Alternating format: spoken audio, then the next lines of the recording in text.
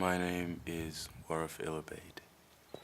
My experience as a black man in this society have been mostly like an internal struggle of figuring out whether to fulfill or not fulfill the role of the stereotypical token black guy. Yeah. Ever since like I was in high school, it was always like, oh, can you rap or do you play basketball?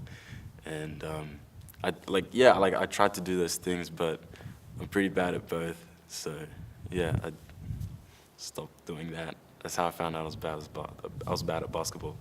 But I think that there's this hypersexualization of black men, which comes from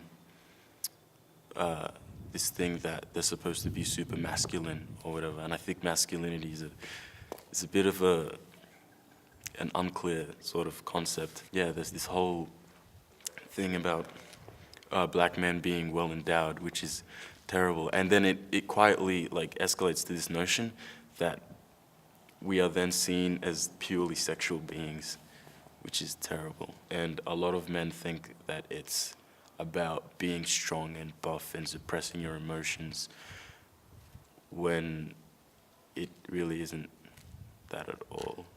I get called the N-word a lot. Like, a lot. I remember this one time in year 11 or 12, I was just walking to the bus stop with my friend, like through the bus interchange, and yeah, this old man was walking past us with his kid, and like we were just walking to the middle of the interchange, and he like sort of like grabs onto his kid a bit, and then he calls us effing Negroes. And like he says it like under his breath though. And I didn't hear him. And then my friend just like stopped and turned around and I was like, what's up? And he's like, that guy just called us Negro. And I was like, the guy with the kid. And I was like, no way. Yeah. That's crazy. Like I saw the dude again like the next week and I was terrified. This whole thing about fulfilling this role that you're confined to as a black person, most people don't realize it, which is terrible. Most black people, I mean, don't realize that they're actually being confined into this person.